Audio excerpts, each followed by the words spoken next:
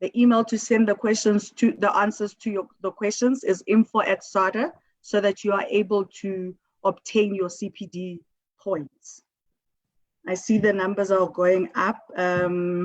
We'll wait for it until it gets to about 300 plus, and then we can start.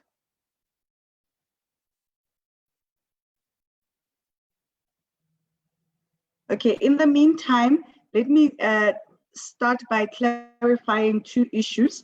One is the PPS issue on PPE, and the other one is the code 9099. The PPS PPE, what PPS has said is they are finalizing their process, and they will contact each and every practitioner that will be receiving the PPE, and that is when you will receive your PPE. So they will contact you and then send the PPE through to you based on the communication that they would have made with you. So that is a process that PPS will run on their own. And then the code 9099, we are aware that some medical aids are rejecting that code. SADA is aware of that. The CEO as well as the board are working on a process to resolve that matter. So within the week, you should get some feedback on the correct code to use. Let me just repeat that. PPS will establish communication with each and every practitioner that is eligible for receiving PPE, and they will deliver the PPE to you. PPS will run that process personally. And then with regards to code 9099, which SADA had advised members to use to claim for PPE when claiming from medical aids, we are aware that some medical aids are rejecting that code. Now, because SADA is aware, the CEO and the board are in the process of establishing a resolution for that problem. So I think we can start. So welcome to our panelists. We've got Professor Piet van der Vyver, we've got Dr. Blackie Swart, and then we have Dr. Swanepoel. And our presenter today is Dr. Jeanné Oosthuysen, who is the author of the book that has recently just come out on infection control. So, Doc, I think the numbers are trickling in, but I think it's safe for us to start. So over to you, Dr. Oosthuysen. Thank you very much, Dr. Metsing. I'm going to start by sharing my screen. A very good evening to everybody from a very cold Bloemfontein. I think Dr. Swart down in Cape Town has sent us some beautiful weather. I don't know if he has closed the fridge or what, or left it open. For those of you who don't know me, my name is Jeanné Oosthuysen. Seems to me my screen is just a bit slow. There we go. I'm a senior lecturer and employee at the Central University of Technology in the Free State. And for the past 5 years, I've been serving on the Health Professions Board for dental assisting, dental therapy, and oral hygiene. And as I said, a very warm welcome and good evening from the City of Roses, where I'm stationed. So this is my entry slide is at the main buildings of our campus, the Central University of Technology. And looking at the globe there, I'm thinking about our country, and I'm thinking about what is happening here and what do we need to know moving on in our professions as oral health care providers. And tonight I stand before you as a representative of the oral health care team, because nothing in dentistry can happen without the team. And I think the team needs to operate together like never before. And I've had the privilege of working together with the clinical protocol development team on putting forward a protocol specifically for COVID. And we've had a very diligent task, as Dr. Swart explained a few weeks ago, or a week or so ago. That was a very tedious process, but also a very humbling process, because at the end, we know it's all about what we do and what we love doing. In dentistry, we can make a difference, and we love what we do. But certainly, as Dr. Swart said, something changed in March this year, where we have been introduced to COVID-19 and the radical changes that happened since then. And I feel honestly, it's almost like we are burdened with an information overload.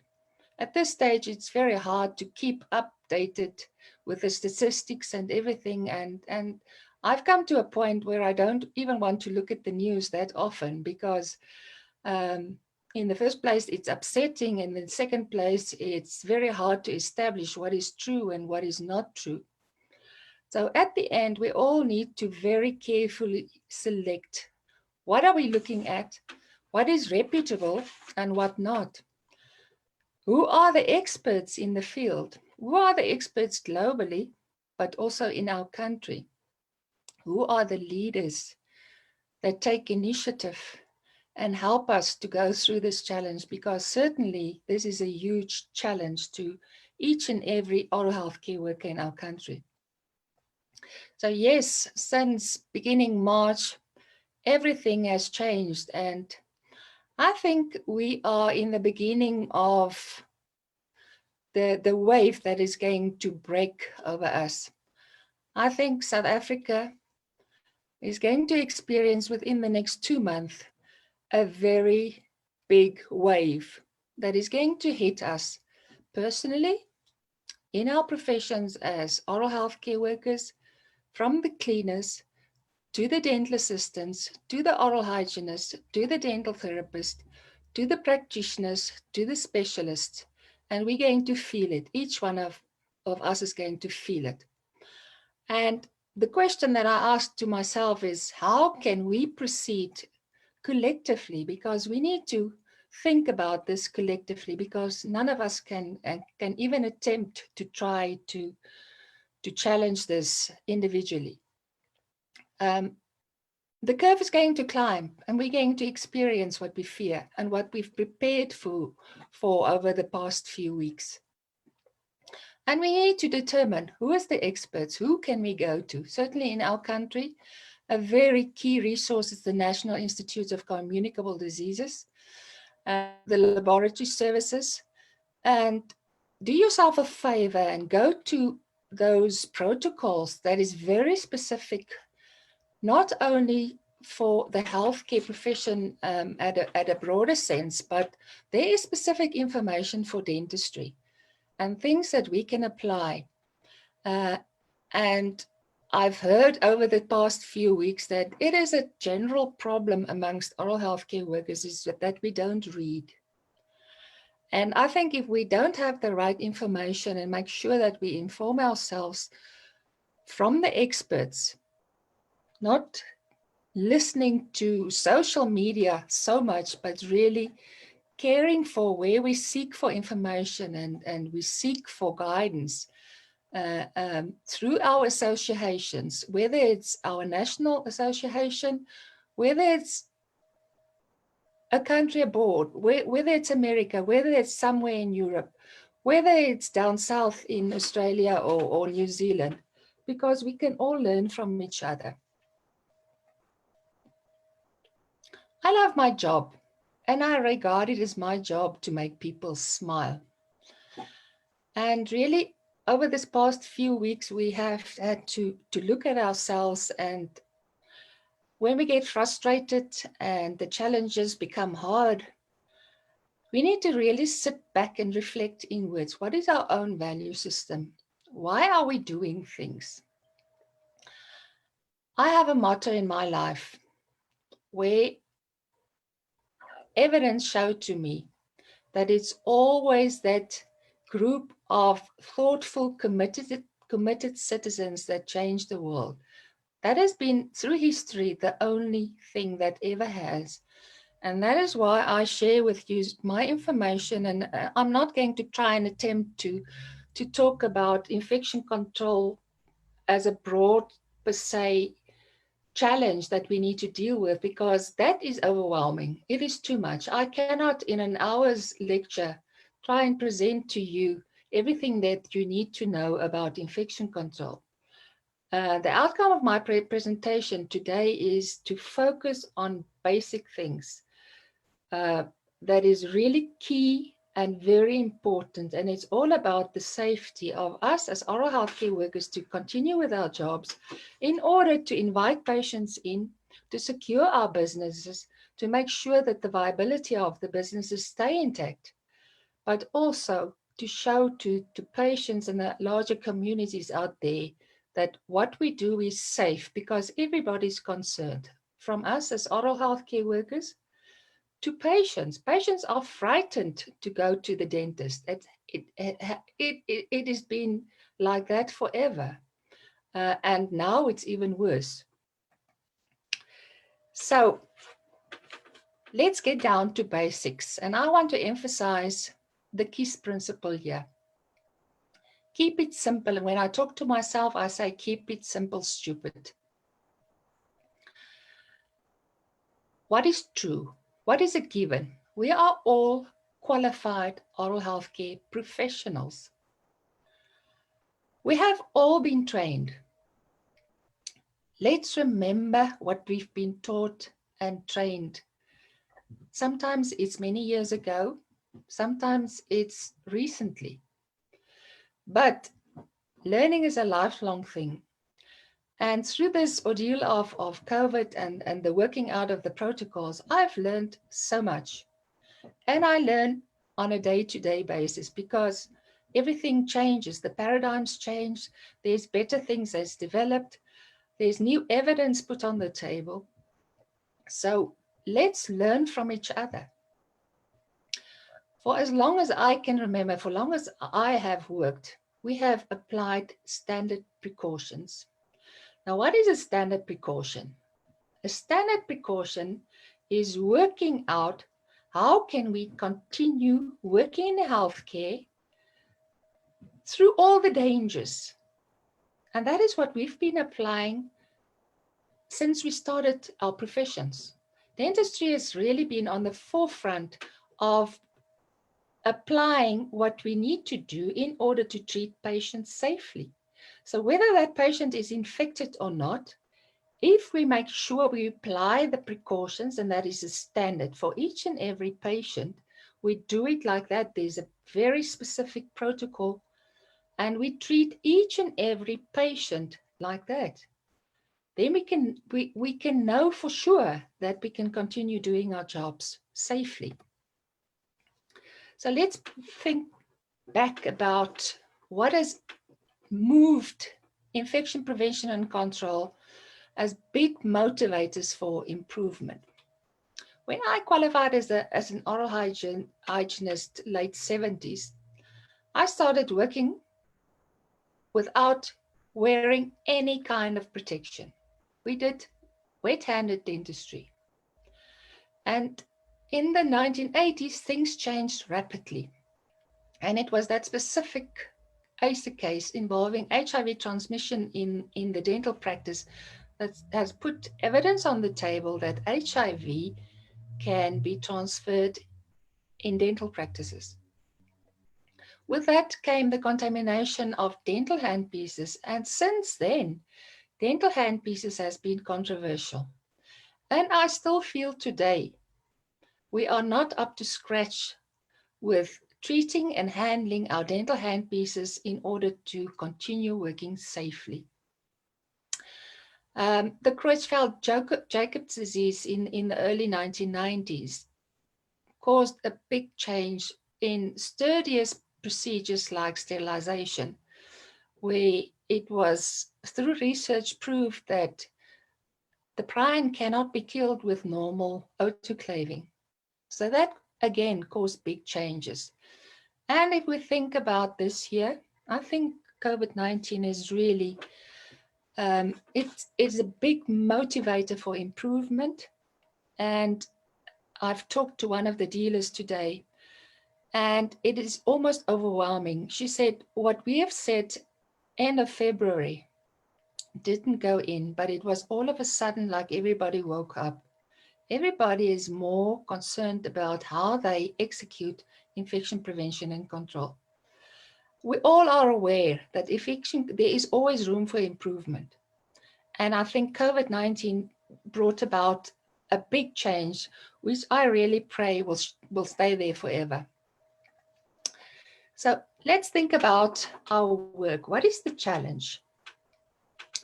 The challenge is, if I think about patients coming into our facilities, most of the time we don't know who is the carrier for whatever disease it is. In the past, it was HIV and AIDS. In South Africa, it's very specifically hepatitis and tuberculosis. And we also have a violent society where there's lots of injuries. Today, it's COVID. So our challenge is, it is impossible for us to spot the carrier. We don't know if that patient coming in through the doors of our facilities is a carrier of COVID. Another thing that is for certain, when we do dentistry, we are going to produce droplets and aerosols. And for COVID-19, that is the carrier. So if we don't put the necessary precautions in place, we can transfer it. And the precautions is not for the patients so much coming in and out of our facilities. It is more for us as oral healthcare workers that needs to be there the whole workday, 8-9 hours a day, need to deal with each and every patient. And we don't know if that patient is infected or not, or is a carrier or not. We all know about the chain of infection. And the key and the principle around infection prevention of control is that if we break the chain at any one of the links, and for us in our oral healthcare, there is 6 major links. If we manage to break the chain in between any one of those links, we prevent transmission of disease. Whether it's reducing the bacterial load when a patient is coming in, and given the oral healthcare, oral cavity, we know we work in a microbial dense population, the most microbial dense population in the body. We know the patients coming in carry not just one disease maybe, but more than one disease. Of concern at this stage is COVID. So if we manage to break the chain at any one of the links, whether it's the viral load or the bacterial load, the mode of transmission, the portal of entry, the portal of exit, and how we deal with the host, and that could be us. But the ones that we are concerned about is the very young and the very old, or people that is compromised. Because statistics have already proven in other countries, those are the ones that we are concerned about that will be in trouble, that will contract the disease, and will cause an extra burden on our healthcare systems. And that is what we're trying to prevent. So, infection prevention and control has got a very specific purpose. And globally, there's many guidelines. In South Africa, that has always been a problem. And like Dr. Metsing has informed you, currently there is South African specific guidelines that can be downloaded from the SADA website. That is really, the aim behind those guidelines was really to make it a very simple and usable guideline that can be used in any facility, in any training situation from a cleaner that doesn't necessarily have higher education training. It can be put into the cleaner's hand to make the cleaner understand why we need to do certain things, why we need to follow a meticulous process in order to achieve sterility of instruments, in order to break the chain of infection. We need to look at our environments, because if we don't know our specific environment, because the one environment does not look like the other one. I may be working in an upper market practice in Sandton, where all the resources is available and is maintained. But on the other hand, I may be working in a facility in Kailicha, where there's basic resources, where we need to be challenged and really work out how can we proceed in doing what we need to do in order to treat patients and emergencies safely. So we really need to look at our environment. We also need to look at the way we do things, because if we don't handle things aseptically, if we don't maintain that chain of asepsis, we are going to transfer and contaminate. And that is where the danger lies. Then we expose ourselves and other patients and other staff members to unnecessary risks. So in order for us to protect the staff, because in my eyes, the staff are the most important contingent, in order to protect all the staff members from the practitioner to each and everyone working there and patients coming in and out, we need to optimize what we do. So once again, standard precautions. How do we put safety measures? How do we get that safe spot on the road where we know whichever way we're going to travel or treat patients, we will be safe as oral healthcare workers, the whole team, but also each and every patient and also the communities that we engage with. And standard precautions is very simple. It starts with hand hygiene. And with hand sanitizers and everything much more available and advertised amongst even the public members, I think the importance of that is emphasized so much. And it's helping. If everybody does it, it's so much easier for us as oral healthcare workers to do it. But be aware, the hands are the things that we use most. So what we do with our hands, and especially once we've put it in a patient's mouth, then it becomes heavily contaminated. A single casual touch can really make the difference. If I take my hand that I've used in the patient mouth into a drawer, I contaminate everything else. So let's not get a false sense of security when we put on our personal protective equipment. Personal protective equipment is a basic layer that we put in place to protect us personally. And if we put on our gloves and our masks and our respirators and our uniforms, it is not going to be the whole be all and end all of protection. I need to continue with the whole set of standard precautions in order to make it safe to do what we need to do. It further includes respiratory hygiene, cough etiquette, how we deal with our sharps, and we are all very well aware of our sharps, because that is the one thing that we are scared of. We work carefully. So in my eyes, I don't think it's really a big concern, because we've worked out our work practices, we've implemented engineering controls in order to make it safer and easier to work. So for that, we are sort of in the mode of making it safe. Sterile instruments, and that is a very big controversy, because sterile is an absolute. There's a big difference between something that is sterile and something that is just disinfected. If I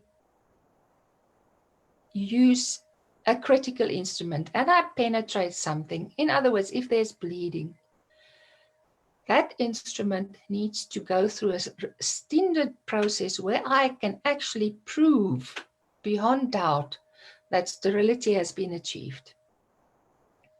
And sterility is monitored and verified in 3 ways. The first way is by looking at my sterilizer, whether it's an autoclave, if the gauges are going on, if the lights are going on, I can see everything is working, I can hear the machine is working. That is the first check. The second check is a chemical check. It's the color changing tape or on our packs, parts that change in color once the pack has been exposed to the parameters of sterilization. So the color changing indicator is not a proof of sterility. The color changing indicator is only verifying that that pack has been exposed to the parameters of sterilization. In an autoclave, it has been exposed to steam and pressure over a very specific period of time. It is not a proof of sterility. The proof of sterility is coming in the third way of monitoring or verifying, and that is the final check, which is very well known and frequently used. It's used with every load in sterilizers, and that's what we call biological monitoring or verifying. In dentistry, it is sort of unknown. We are not aware of it. We don't even know where to buy the indicators, the biological indicators. So this is really something that we really need to up our game and make sure, because in dentistry it's required that we verify biologically once a week. By regulations and policy, we need to check whether sterility is actually achieved by putting a biological indicator into the autoclave or sterilizing device and verifying that it's working like it's supposed to. That's actually the challenge test is overcome, and the spore, which is the most resistant organism, is actually killed. And that is when we can verify and guarantee that sterility is achieved. The other requirement is that for any implantable device, we need to put next to it that that device is sterile before we put it in the patient's mouth. So for every implantable device, we need to have biological indicators and keep a log and a record to state that. Cleaning and disinfecting of our surfaces and the environments that we work in. And I think a lot of our energy and effort at this stage is going into that, because we are concerned about the droplets and the aerosols that contaminate the surfaces where we work, because we produce those aerosols once we take up a handpiece or an ultrasonic scaler or whatever device that is producing aerosols. And in order to maintain a safe environment, we need to clean and disinfect our surfaces with appropriate products. But when it comes to an airborne organism and disease like COVID, we need to move on to a second tier of precautions, and that is called transmission-based precautions. Now in dentistry, we are typically not geared for transmission-based precautions, because those are applied for patients that is suspected to have airborne diseases like tuberculosis, measles, chickenpox, and that normally is in hospital facilities or other emergency care facilities where they have very specific precautions in place to prevent transmission of those type of diseases. So in dentistry, we are normally not geared, because patients seeking oral health care that is actively ill require hospital services, and they don't normally go to emergency care facilities for oral health care procedures. But because COVID is an oral health airborne disease, we need to develop and carry out these type of precautions so that we can early detect a patient that has got specific signs and symptoms right at the point of entry. And that is why we're taking so much time to screen patients now before they even come into our facilities. And that is part of the transmission-based precautions, because we know COVID is transferred through the droplets. And in this specific pandemic condition, we need to really confirm the histories, take temperatures from patients and keep the records of those, because if there's an outbreak, we need to go back to those records and go back on the histories. So normally in the everyday oral healthcare facilities, these type of precautions cannot be carried out because we are not geared for it. So it is best in those cases to refer patients to facilities that is geared and have the appropriate prevention precautions in place, like ventilation rooms where they can really seal off and isolate a possible case. So crucially important is we all need to go back and look at our work environments, because my work environment is not the same as anybody else's. For COVID has taught us that we really need to look at, from the minute the patient enters into our facilities, into our waiting areas, and even before that, when the patient is sitting in the car until called, there's a very specific protocol that needs to be followed to make sure that we can stop a patient that displays signs and symptoms in order to transfer or reschedule that patient. Until we start taking in that patient into areas and we start treating the patient where treatment has happened, until the red zones where we are producing aerosols on a patient that we might not necessarily know has got a disease or underlying disease and is a possible carrier of this airborne disease that we fear at this stage. And also how we deal with contaminated stuff. There needs to be a very studious routine, because we cannot mix contaminated equipment and devices with clean and safe devices. There need to be a very clear system or way, whether it's a linear system or a circular system, where we work in a very specific pattern. Since we put down the instrument, where we work from dirty or contaminated, and how it is following the path until something is made safe and then stored until needed, and from there taking into treatment areas once it's needed. So I think we really need to stand back for a while, and each one of us, whether it's small facilities or bigger facilities, need to take a long, hard look. And maybe the lockdown has taught us that, because I think most of us has got time to reflect on why we're doing things, how are we going to do things. And when we look at our businesses and facilities, take a long, hard look at our mission, at vision. Are we just doing something to make money? Are we delivering a service? It's about the bigger picture. And each one of us, from our leaders to each one of the staff members, need to sit down collectively and really think hard. What is my function? What am I doing? Why am I doing it? How are we going to proceed from here? Because let's face it, I think we need to come up with new and innovative ways of looking at things and continuing forward. The essence at this stage is about safety. Our core practice is to make it safe. As I said, first of all, for us as oral healthcare workers, because we are exposed all day long, the one patient in, the one patient out. And how we deal with that is going to depend and influence the rest of our lives.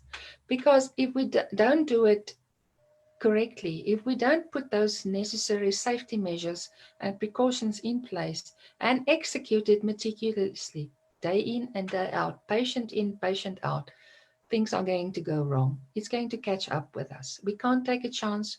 We don't have enough evidence. Everything is changing. We don't know what to expect. So we really need to be meticulous at what we do and why we do it and how we do it.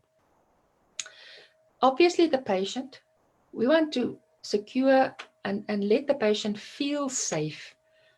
Dentistry has always been controversial. It's not a nice experience for patients to come to an oral health care provider. They hate it.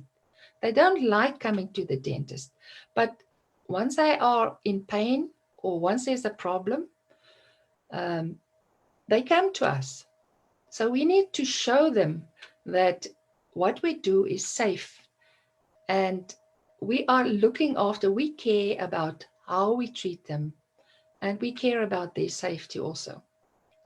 And as I said, we need to take a very hard look at our environment, know our environments, know what we should do in order to adjust, know how we can deal with our resources, because I think the key is about resources and the economical roll-on effect of the economics. At the end, it's all about money. And infection control has always been about money. So let's ask ourselves, what do I know? How do I feel? And what do I believe about infection prevention and control? I think we can all agree that there's always room for improvement. There always has been. And during this COVID pandemic, it's even more so. We know we are going to produce aerosols. The minute we take up that handpiece or ultrasonic device or 3-in-1 syringe, we know the risk is of the highest. We know we are going to be exposed to blood, but we sort of became acquainted or used to being exposed. We became relaxed about it. So let's for a minute, don't be relaxed about it and really become aware of the risks that we are involved.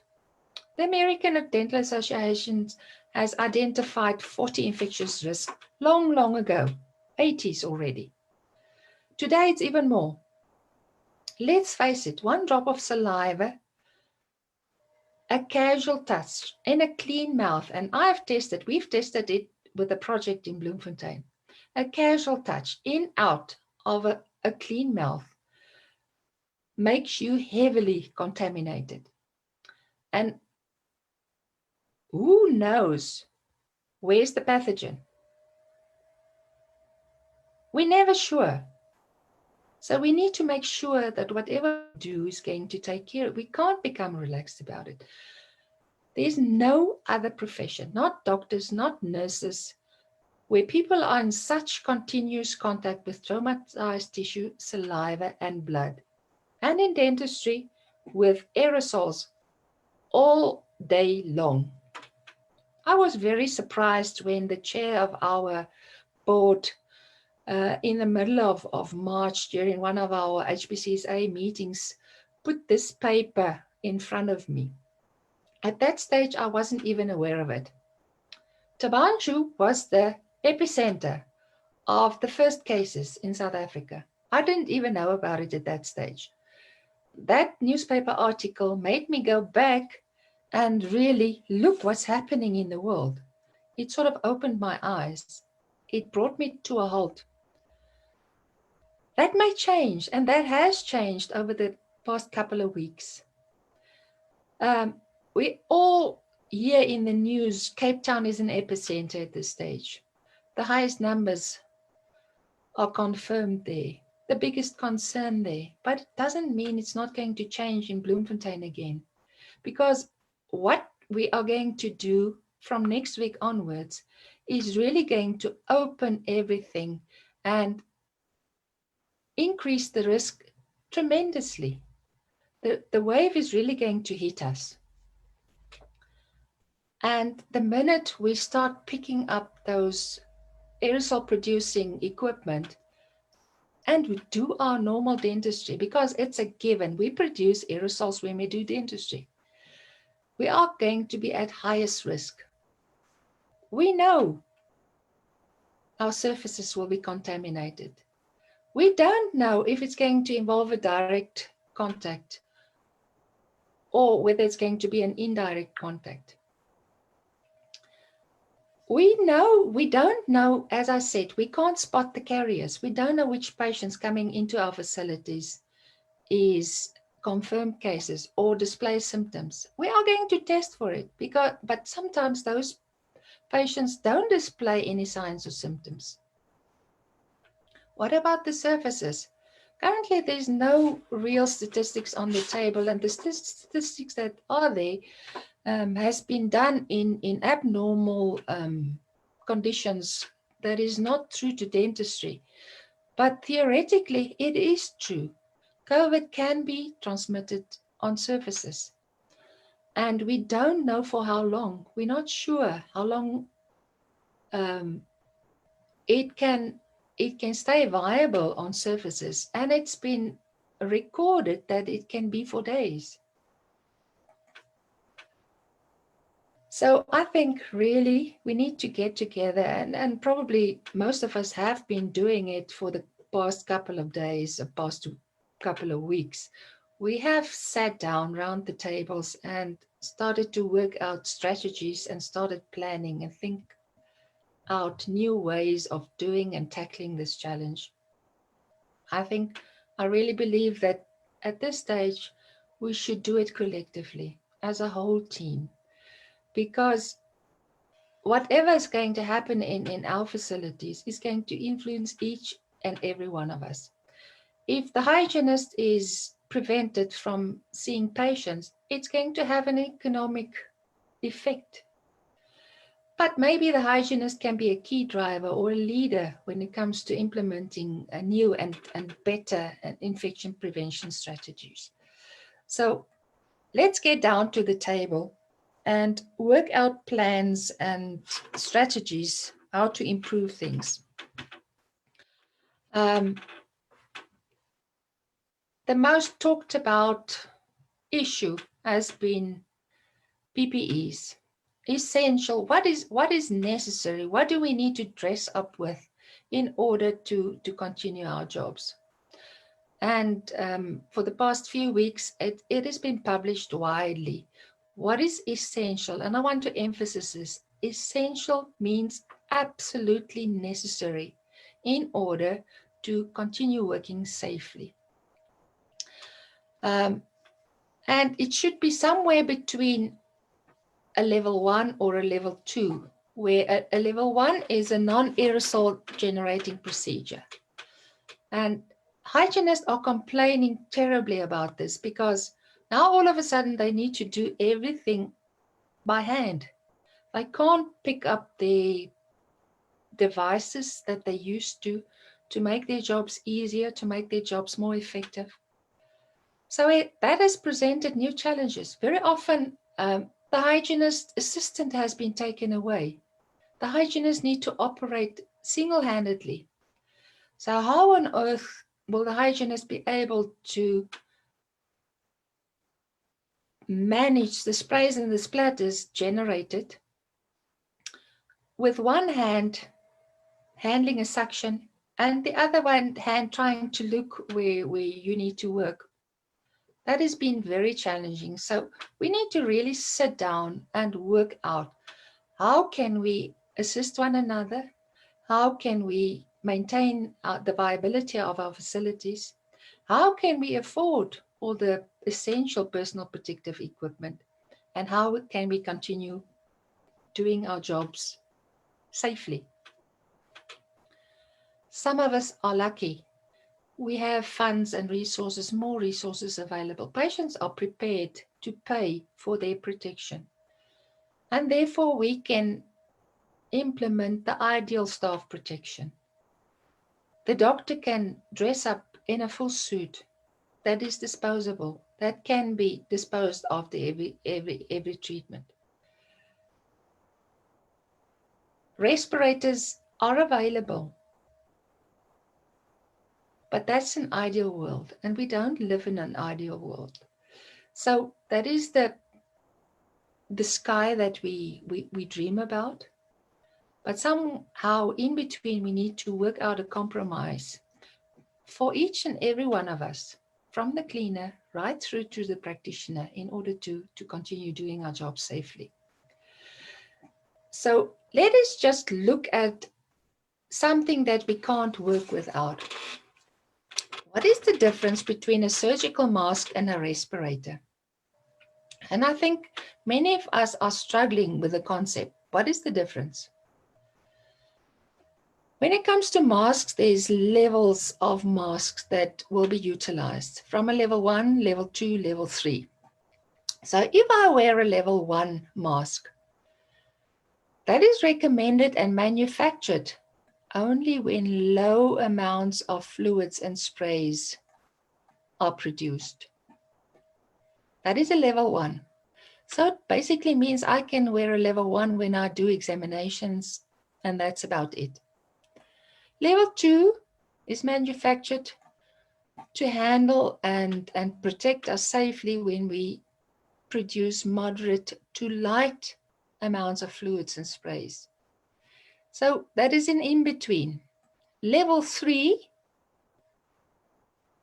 is manufactured to handle heavy sprays and splatters, where it provides up to 98% protection. But international guidelines at this stage recommend that we rather use a respirator. So what is the difference? When is it safe to wear a surgical mask, and when do I need to get a respirator? The difference is in the fit. A respirator needs to have a tight fit around the nose and the mouth.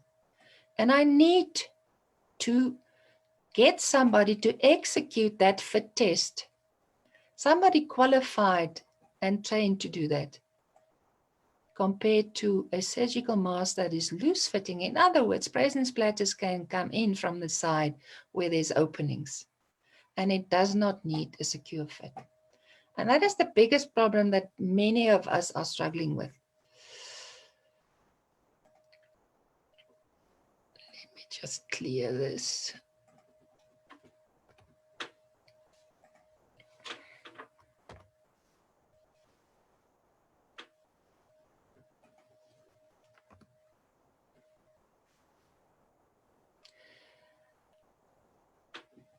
So, recommended by the CDC, this is what it should look like. This is the preferred protective equipment that needs to be worn. And once again, the comparison between a respirator and a surgical mask. Always with a full face shield, because full face shield just add that extra protection in the procedures that we know that will be producing aerosols.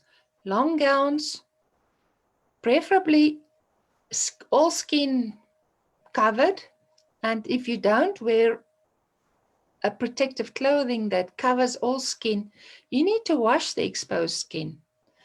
And how many of us are diligent enough to continue washing the exposed skin every time we see a patient? So that is also areas that and some people ask me why fluid resistant shoes and shoe covers, because that is where the big particles, the droplets, fall onto our shoes. And that is the risk that we need to take care of there.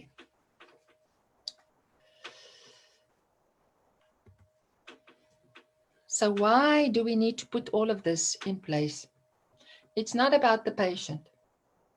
Yes, patients is important, but they don't come first. It is about the employers, the workers in the workplace. Because if we take care of all the employees, they will be able to take care of the customers or the patients better. And it's a collective effort. So who's responsible? Everybody is responsible, all team members, from the practitioner to the therapist, to the oral health care team, to the assistant, to the cleaner. even including administrative staff members like the receptionist, because very often they are the first contact that the patient need to deal with. The employer is ultimately responsible, but they may delegate the duty. So they may pass it on to somebody else. It is important that all staff members need to be adequately trained and knowledgeable, because if we know why we do things, we understand why we can't take shortcuts.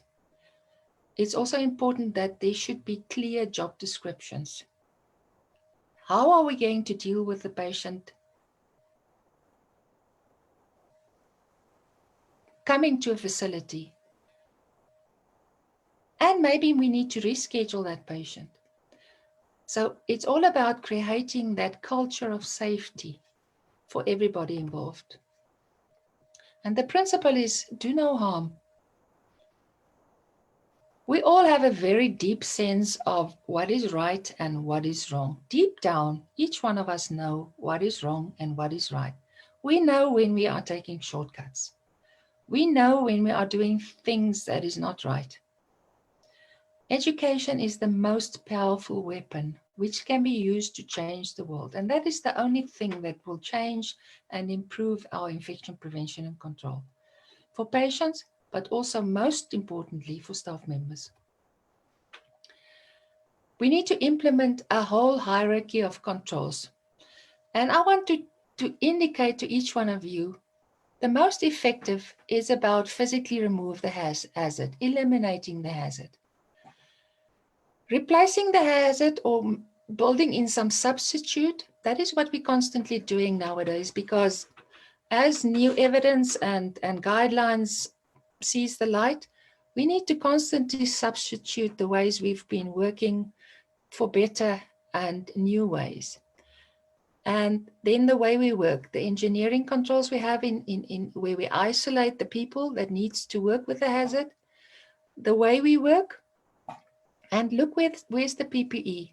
The PPE is actually the least effective of the whole hierarchy of controls. And that is why I'm saying, let's not get relaxed about our PPE. Although this is crucially important, it is the least effective of the whole hierarchy. Our roles and responsibilities, we need to contain and manage COVID suspected and infected patients within our facilities. As I said, we don't necessarily know who is infected, who is not. And it depends on all staff members and even the patients. We need to be able to communicate, keep our channels of communication open to patients, because if they don't know why we're doing what we're doing, why are we scheduling patients further apart, why they need to wait in their cars before we can invite them into our facilities, we're going to make it just difficult for ourselves. Starting with the hand washing, where there's no basins available, the hand sanitizers is good enough, but we need to understand the difference. When is it necessary to wash with soap and water? And I'll talk about that later on. The cough etiquette and the respiratory hygiene, our social distancing, our reception areas will look differently. We are maintaining distances and prevent people from close contact so that droplets can transfer to other persons. The touching of the face, it's so hard if you're not used to it, to avoid touching your face. And then our PPE should be procedure-based. What I, as a clinical worker, will be wearing next to the patient chair will be different from what the cleaner in the sterilization room will be wearing. And we need to work that out.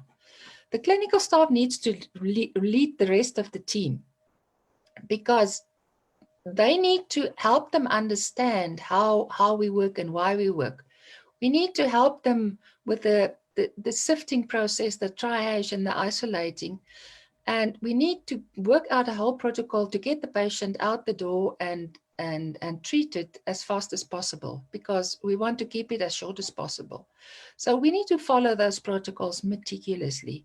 Steps that needs to be put in place that every time we do it like that. And we don't want to waste the infection prevention equipment, and because there's a global shortage, and currently that is a big problem. So I think really it's time for us for awakening and rethinking. And we don't need to change everything at once. Rome wasn't built in a day. If we take one thing and improve it today, eventually, if we go through the whole list, we can reduce the risks. So what can we as oral healthcare workers do to help stop the spread? One thing we should not underestimate is that we are all leaders in our own sphere of influence. Whether I'm a dental assistant or a hygienist, or whether I'm a practitioner, we all have a sphere of influence. And how we do that and act as leaders is going to eventually, there's a saying that we are as strong as our weakest link.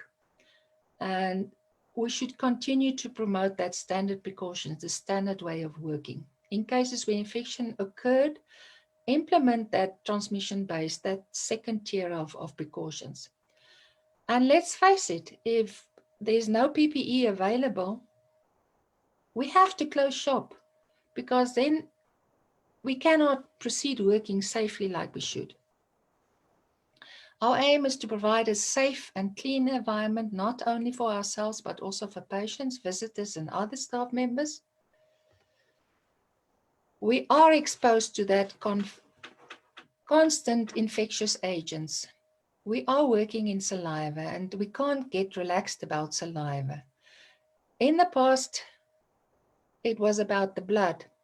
Today, it's different.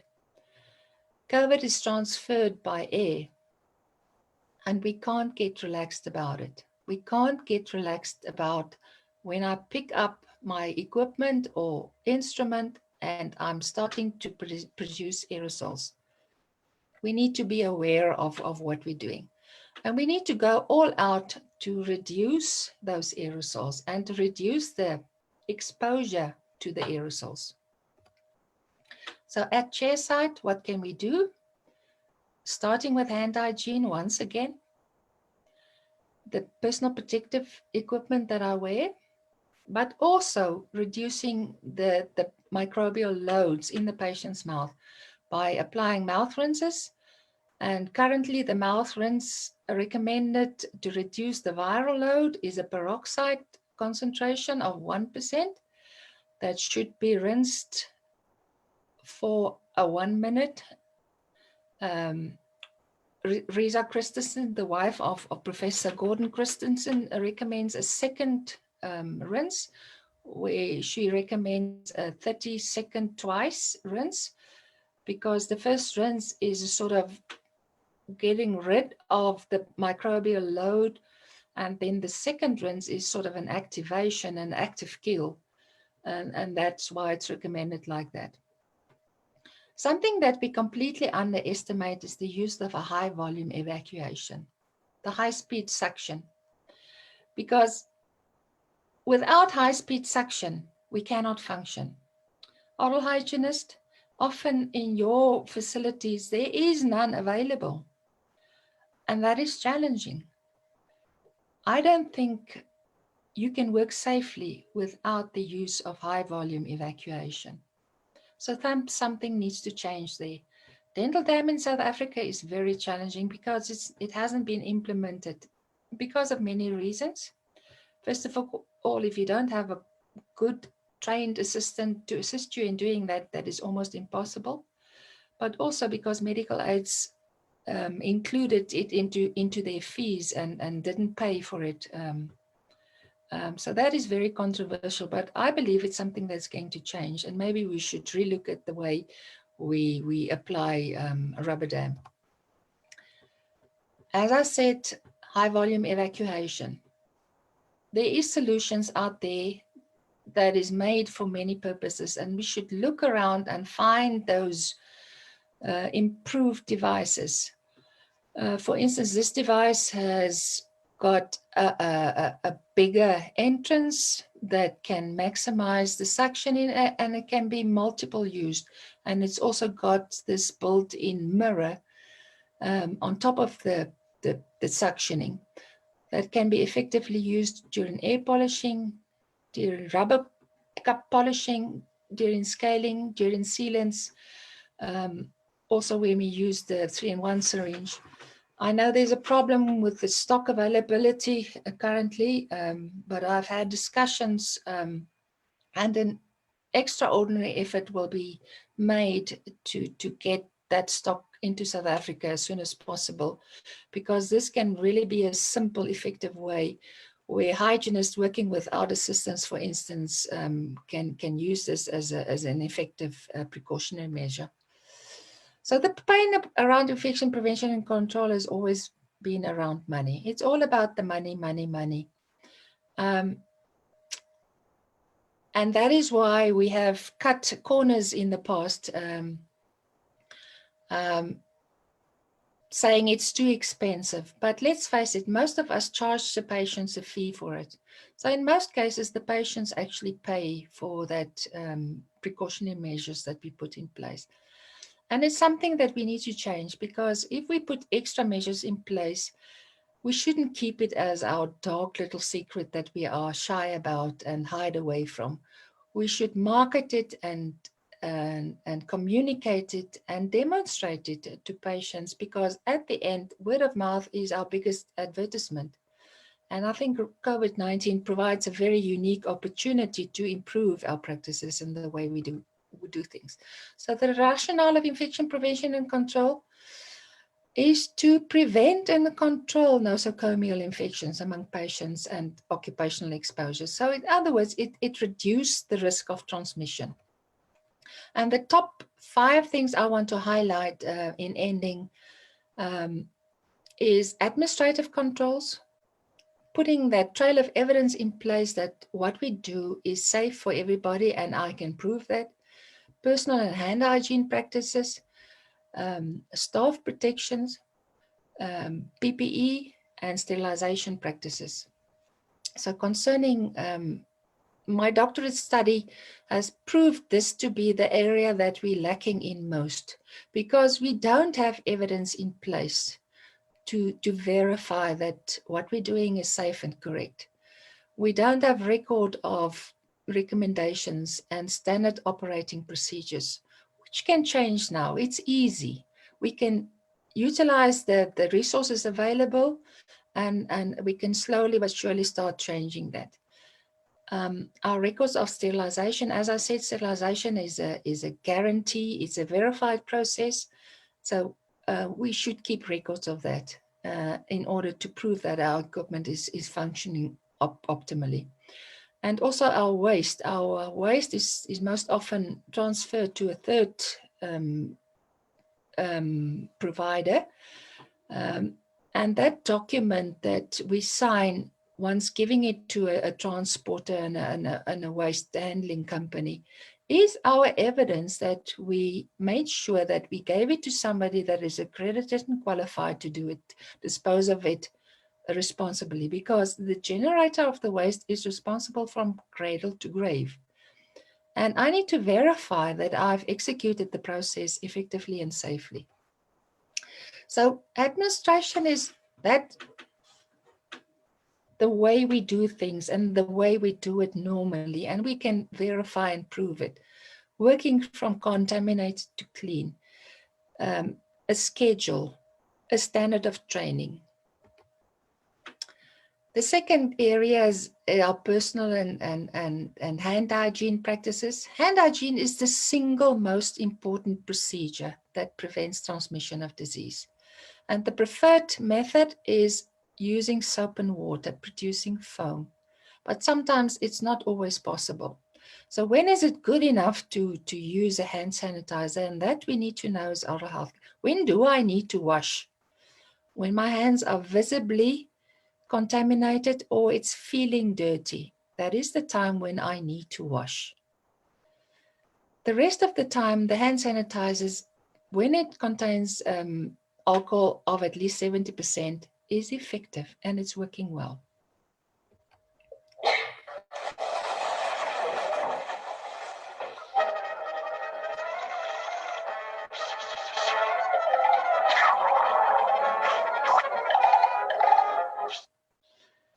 Is that how it's happening in our facilities? Let's not wait for the trouble to happen before we start getting things in place.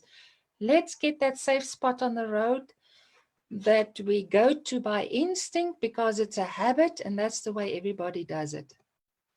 Wash your hands because 88% of spread is through hand-to-hand contact. And a simple act of washing your hands properly or maintaining hand hygiene really saves lives. In water lines, and this is a big area because it is very questionable if the water that we use is all safe. And currently in South Africa, the maintenance of our dental unit water lines is controversial and neglected. We don't have systems in place where we monitor the water quality. Manufacturers has put in place engineering controls by equipping our dental chairs nowadays with closed reservoirs where the quality of the water can be maintained and controlled. But often what we do with those bottles and when we need to refill those bottles is questionable. I did a study with one of my master's students where we looked at the quality of dental unit water lines here in Mangaung, and we found everything. We found from E. coli to high counts to Legionella. So really, our dental water lines are not safe, and the way we handle it is not the way it should be. So what should be used in our water lines? The old trusted guideline stated that we should use sodium hypochlorite, but I've learned during the past few weeks that that is not the best option. Sodium hypochlorite can be very corrosive and it can lead to carcinogens being produced. So it is only recommended, it is safe, it is cheap, and it's always available. So it can be used, but with caution. It's mainly recommended to use as a shock therapy. When there's really high counts, we use full strength of bleach with parts of water, and then the lines are flushed afterwards with copious amounts. And otherwise, the sodium hypochlorite should only be used as irrigation. Better options nowadays is hydrochlorous acid or the peroxide. And the best option, according to global specialists, is what they call electrochemically activated water. And I was surprised to learn that this has been recommended in South Africa by our own Dr. Koos Maree since the late 1990s. He published an article in the Dental Journal in the winter of 2000.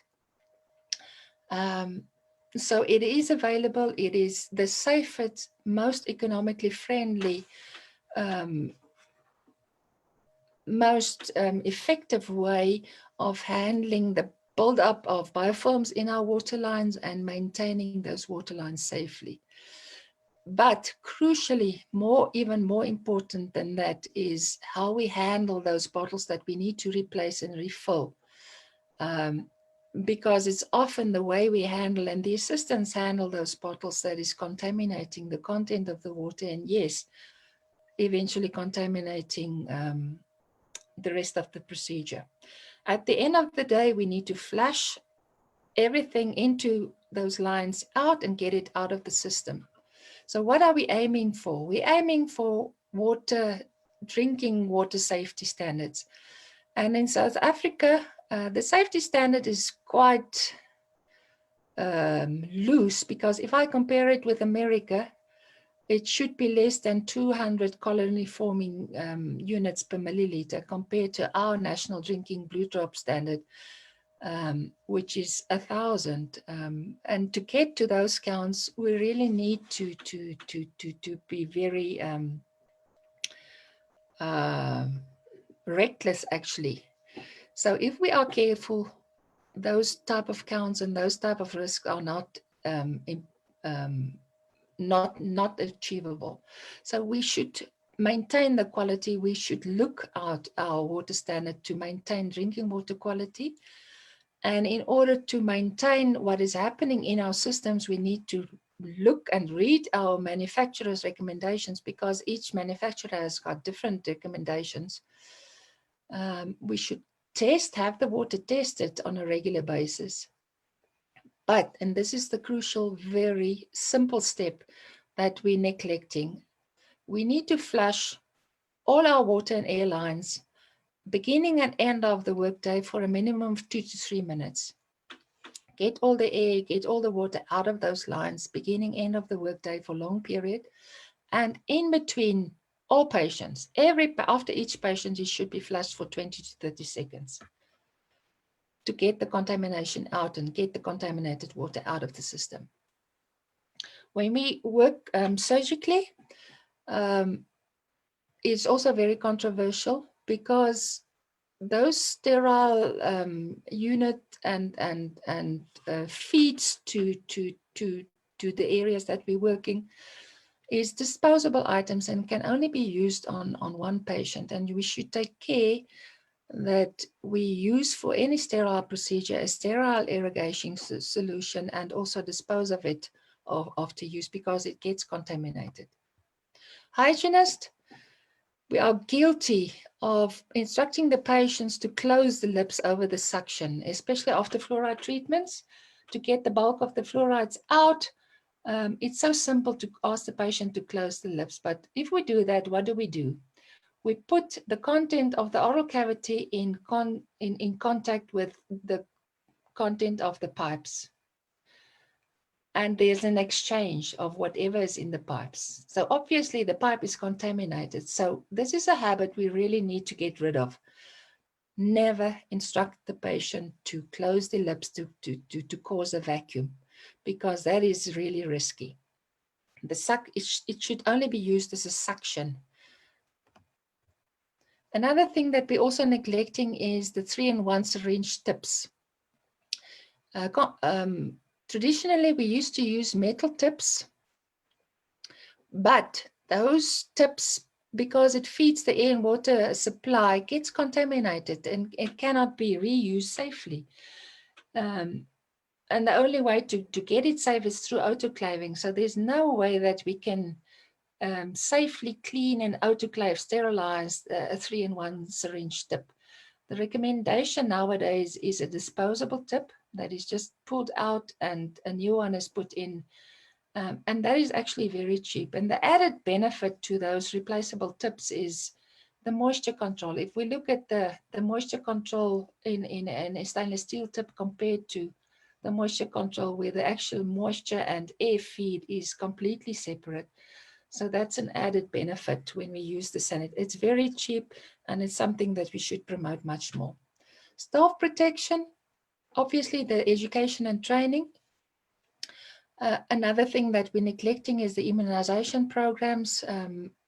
My research indicated that the practitioners are often complying with the recommendations, but often the assistants and the other staff members don't comply and they don't go for boosters.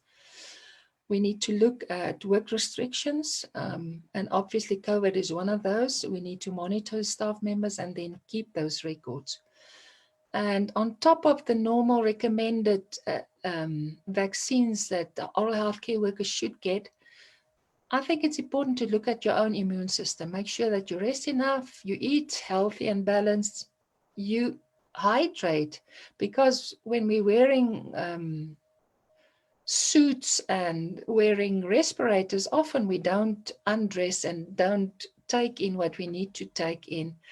And sometimes people feel a lack of oxygen and they're tired. And it's simply because we're not looking after ourselves.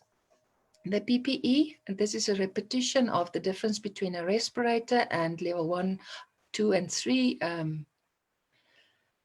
surgical masks. I'm not going to waste time going through that because I see we're running late already. Dr. Swart has indicated a very workable plan concerning the respirators. And this is an air purifying respirator that's got filters on the side that can be replaced often. In that sense, we take care of the risk of contamination once we deal with the aerosol producing procedure. So maybe this is it's also easier to wear and easier to breathe through this type of respirator. So maybe this is something we should all consider more. Important, when it's a disposable items, it's manufactured with the purpose that it's not meant to be cleaned and recirculated. It's made for the single purpose that's for single use. So when your mask is moist or soiled, don't take it off and put it in your pocket, because what you do is you contaminate yourself. You're carrying that incubator and contamination with you if you don't dispose of it like you're supposed to. Our uniforms, don't take it to home or to lunch with you. Take it off when you leave the facilities. Otherwise, you're inviting the contamination with you. Sterilization practice, I'm not going to dwell into it. I would like to refer all of you to the guidelines where all the different types of sterilization is discussed in detail, because not everybody can use autoclaves. For instance, in orthodontic practices, they don't want the moisture and oxidation of the instruments, so they prefer the dry heat. But the gold standard is autoclave, and that should be, it is a must. Each oral healthcare facility produce critical instruments, so there must be an autoclave or something that can sterilize critical instruments. I've talked about the monitoring or the verification. My study indicated that 18% rely on the color changing thing, but 91% of practitioners in my study did never use biological indicators. So it's something that we should concentrate and start implementing. In between patients, handpieces is, as I said, a big issue, because those surfaces, and especially the inner surfaces, get heavily contaminated. Mechanical devices, we cannot lubricate and clean a handpiece like a mechanical device. There's no way that I can lubricate a handpiece like any one of the available mechanical devices. So maybe it's worth it to invest in something more sturdy that can actually, because doctors are reluctant to sterilize all the handpieces because they think the handpieces will damage and corrode more. But as a matter of fact, it's about the lubrication. It's because of the lack of lubrication that the damage is done. So how do we decide when to disinfect or sterilize? It's all about the level of what we're trying to do. Sanitation is the first level, where the physical cleaning, and that's actually the most important process, because without cleaning, sterilization cannot be achieved.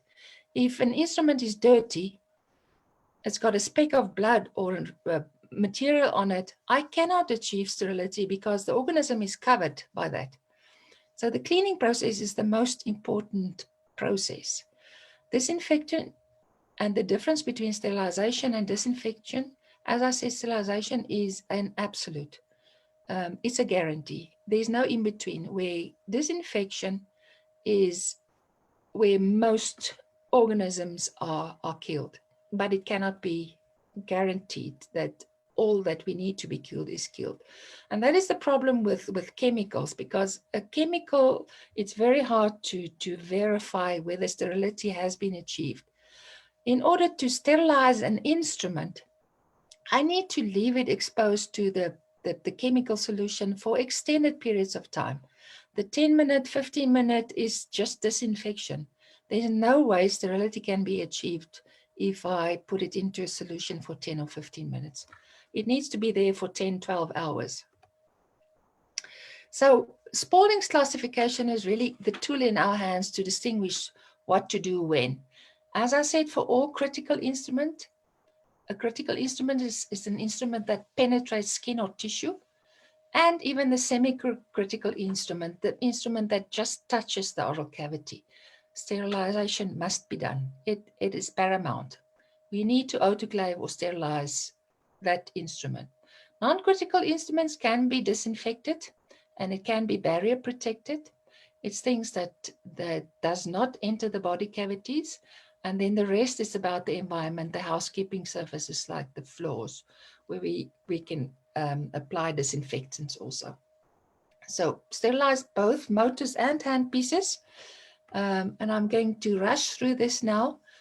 According to the 2016 CDC guideline document, which is a very nice abbreviated document, it stated clearly that all handpieces and associated attachment, including the low speed and prophylaxis handpieces, must be heat sterilized and not just high level disinfected.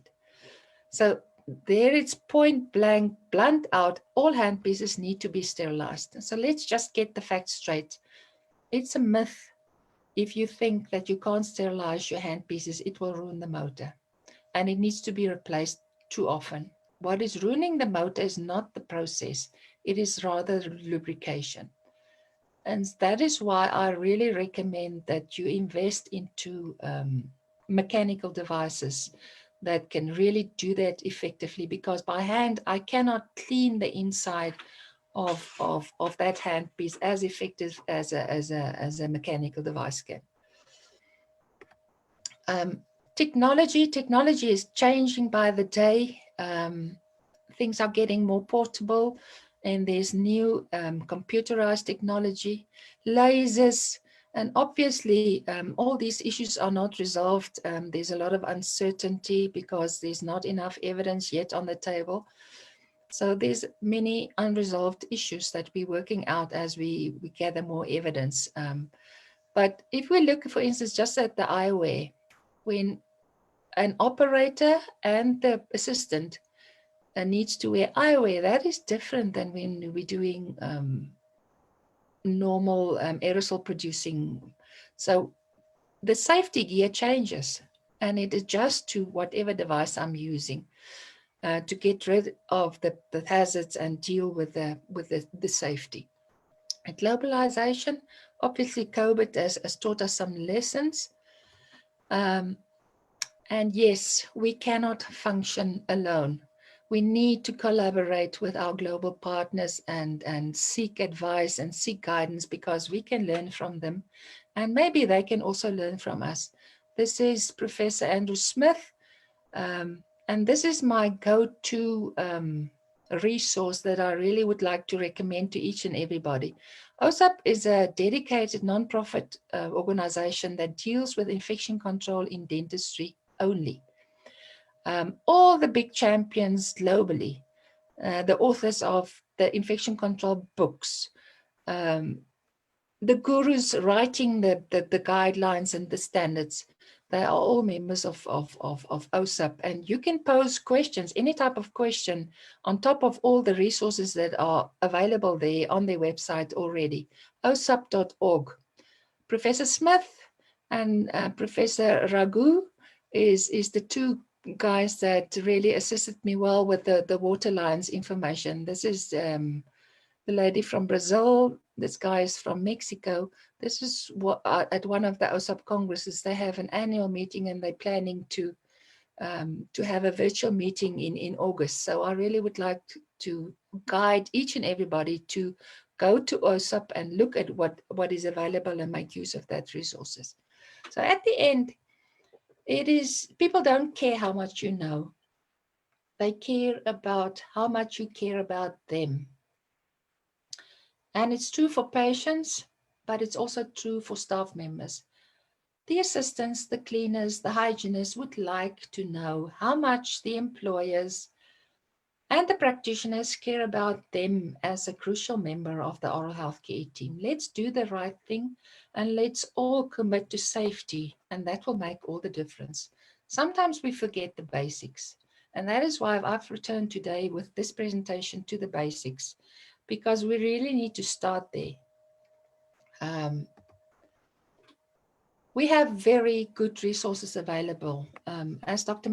Singh mentioned, this is my guidelines that is available on the OSOP website. I try to keep it very simple and to the point, easy steps that from the cleaner to the practitioner can be used as a standard of training and a standard of operating. A very specific protocol for COVID, and practitioners and hygienists and assistants and everybody read through that document, because you can learn something that can make it safer for you as workers in the practice, but also for all the patients. And as I said, the South African guideline and protocol, don't think this is just for other healthcare workers. And sometimes you get answers for questions that you may have. What do I mix if I want to clean the floors? This is all spelled out in very good detail in this protocol. If we look at international good resources, the CDC has brought out in 2003 a very comprehensive, long document giving very specific guidelines in infection control in dentistry. But same mistake globally is in South Africa, practitioners don't read. So in 2016, they brought out a summary, abbreviated version of the basic expectations of safe care.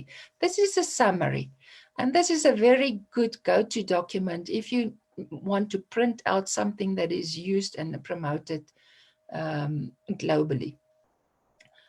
In UK, there's also very comprehensive documentation, as many other places. I'm going to just skip that. And that we need to check to verify if what we're doing is good enough and we are paying attention to all the nitty-gritty and all the areas and focus areas that we need to attend to. So I would suggest that you utilize some kind of a checklist, some audit tool. This is a very handy application, a mobile application that can be downloaded from the CDC website, but unfortunately only for Apple users at this stage. Alternatively, you can download a printed version. It is like my guidelines, focused in 11 focus areas. So if we pay attention to each of the focus areas and take one every month, we can each year go through our whole infection prevention protocol and improve, make sure that what we're doing is good enough. So take home message, utilize hygiene because it's the single biggest precautionary measure, and it's also the biggest marketing tool that we can utilize. The staff members is oral health care's biggest asset, and also that of the practice. Let us put our value systems in place and acknowledge the role of each and every staff member and the role of the team.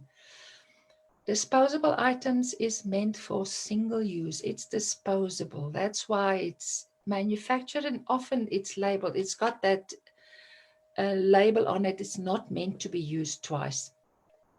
So dispose of it after the single use. Is not meant to be cleaned. Automated devices, cleaning devices saves time. It also saves instruments, but it also prevents injuries. So there is always better methods. So maybe it's worth it to investigate, especially if you have bigger facilities. And autoclave is the gold standard of sterilization. If you are okay with the steam production, that is the way to go. And each and every facility should have an autoclave. So when we know why we're doing something, then we understand the underlying value of doing it. And then everybody is more likely to do it well. So let's turn the rejection or challenge into an advantage. Sometimes, and this time is difficult and we don't have things like we want to. But we can change that disadvantage into an advantage, and we can do it and must do it together as a team. Let us function together as oral healthcare teams to make any visit to the dentist or oral healthcare facility the safest. I thank you very much.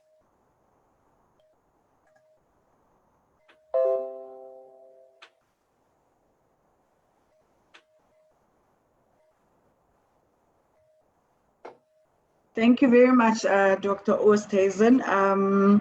We've got a couple of calls, a couple of messages that have come through.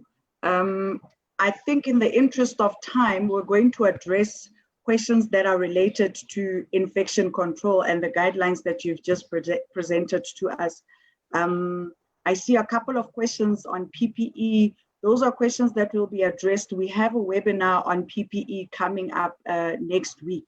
So, Dr. Oosthuysen, I'm just going to read the questions that have to do with infection control, and then you can give us responses to that. Is that okay? Thank you very much. Okay. Okay. The first question, which are the highest recommended surface disinfectants from a safety perspective? That is a $1 million question, and it's so difficult to answer because it differs. It differs on the surface we need to try and disinfect. We need to tap into the resources where we're buying it from. Get the information that you use a product that is meant for the purpose you bought it for. So for instance, if you need to disinfect a floor surface, sodium hypochlorite is a very safe, very effective way of dealing with any kind of floor surfaces. But if I have a plastic or stainless steel surface that I need to disinfect, I need to use something else. And very often it's a synthetic based type of quat type of disinfectant that has got better advantages and not so many disadvantages, harming the product and not achieving what we're trying to achieve. So read the instructions, go to reputable providers, get the information and get a purpose product for what you're trying to achieve, because what I'm using for a holding solution will be something completely different than something that I will be utilizing to disinfect my surfaces and frequently touched surfaces. Okay. And another one is, what is the minimum contact time of HOCl disinfectants on surfaces for disinfection? They say the minimum time is at least a minute.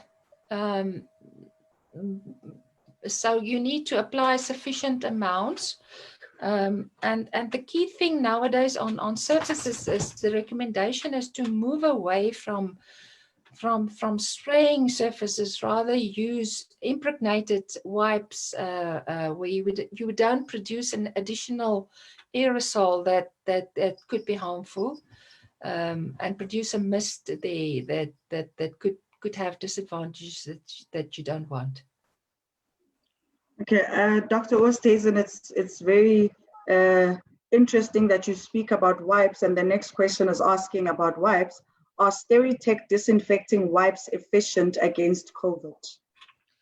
I'm not a product expert, and I've been in academia for very long. I'm sure all the traders have. I think it will be a good thing if we ask for the evidence, because if we know it's an accredited a product that is acknowledged not only in our country but also on global forums. There's a whole big list of approved disinfectant products available. I think it's a 30-odd page document where all the nitty-gritty and detail of each individual and even brand names of products are discussed in details. So I would clearly steer anyone interested in those type of details to get to the resources, get the evidence, so that we use something that we know is good enough. Okay. And then there's one question that says, what do you suggest for wiping surfaces?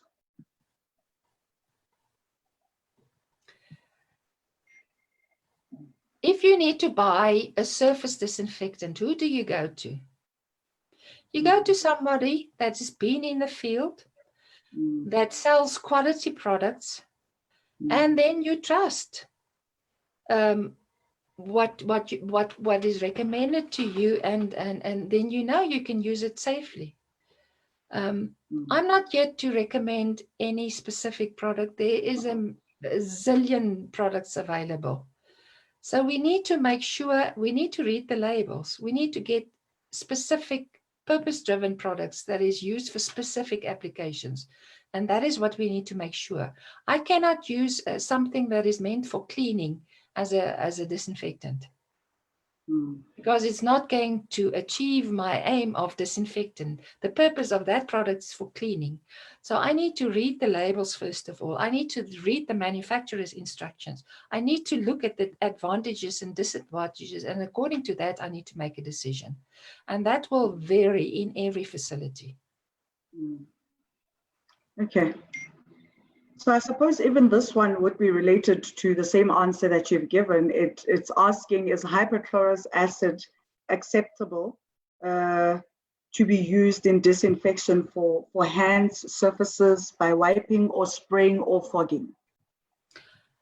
According to our own local expert, Professor Marie, and verified during the past week, 2 global experts, yes, it is. It is the go-to, is the most environmentally friendly product with the least disadvantages that can be used and utilized safely everywhere. Okay. A problem though is availability, because it seems to me currently I'm only aware of one distributor distributing that type of product, and that could be problematic. So that is something that we need to sort out. Okay, and there's a question here, Dr. Oosthuysen, that says that you mentioned hydrochlorous acid, and they're asking if you meant hypochlorous acid should be used in water lines, and to what dilution?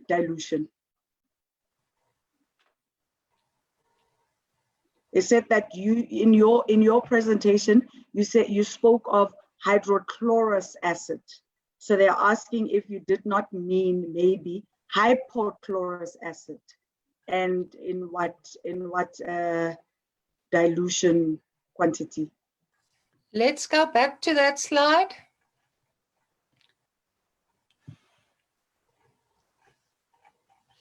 Sorry, it's freezing. While I'm searching for, oh, here he comes. Here we go.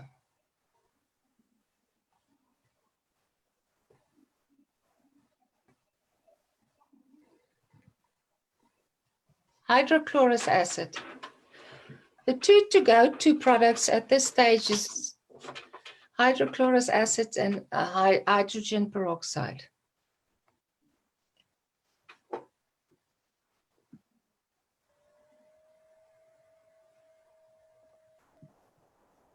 Have I answered the question?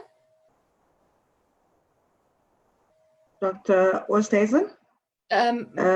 Professor van der Vyver, you've used these products often. Maybe you can come in here and give some comments here. Hi everyone. It's hypochlorous acid. Hypochlorous acid. Hypochlorous acid. Okay. So it's hypochlorous acid. Okay. All right. And then here's another question, and I think the author of this question actually speaks to exactly what you've said, that I mean, we need to stick to what the professionals in that particular field are saying. It says here, we use gobble to clean our suction. We were recently informed by one of the technicians that gobble forms a gel-like layer on the inside of the pipes, and that gobble is really not effective. We were told to use Purivec.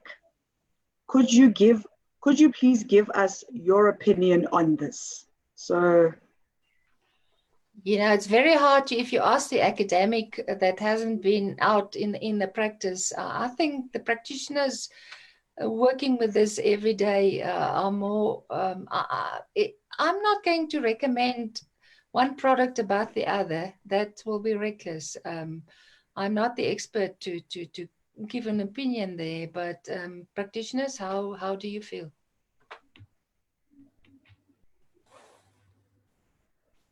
Prof. Van der Pfeiffer and Dr. Swart.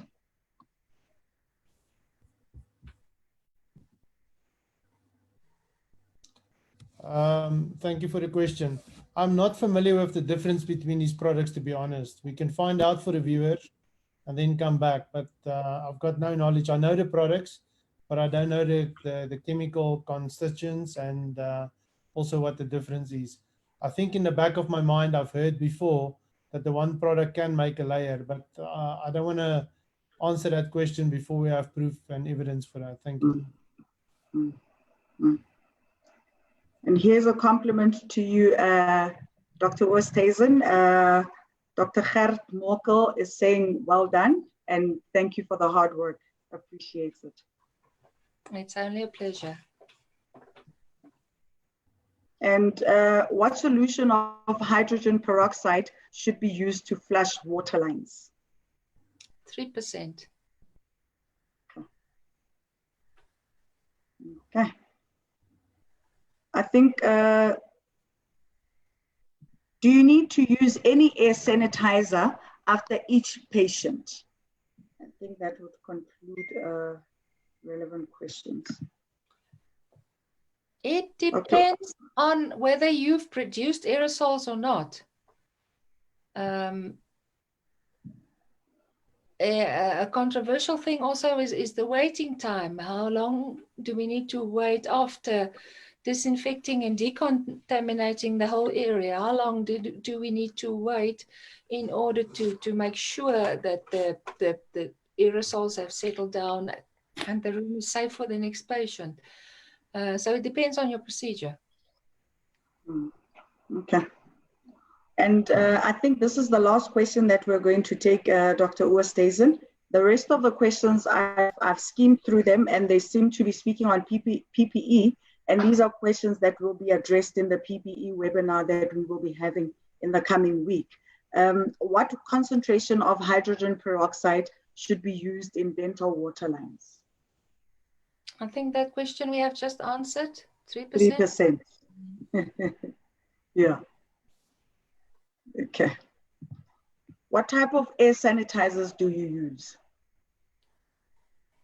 I'm in academia. I don't use air sanitizers. Is there anybody that is more acquainted with the air sanitizers? I will take that question. Air sanitizing is very much dependent on your own individual practice, because to give a specific answer to that is very difficult. And even an engineer wouldn't be able to give you an answer straight off, because the air sanitizing with a normal ventilation that you have in your practice might not be necessary. But for somebody like myself who's in a split unit with an open window now that I've done for COVID, I need still to sanitize that air. And for that, I need a filtration device. And that filtration device must be enough so that it can actively sanitize the cubic air that I'm in, as well as the viral bacterium. And therefore, there's a lot of things said about air sanitizers, because that is most probably one of the most popular products that are sold in the market, especially for asthmatics and especially for people that work or have pets in their houses. So there's a lot on playing around with words. But the true thing is to have a medical filter or a filter that can filter out at least 0.01 microns of particulates from the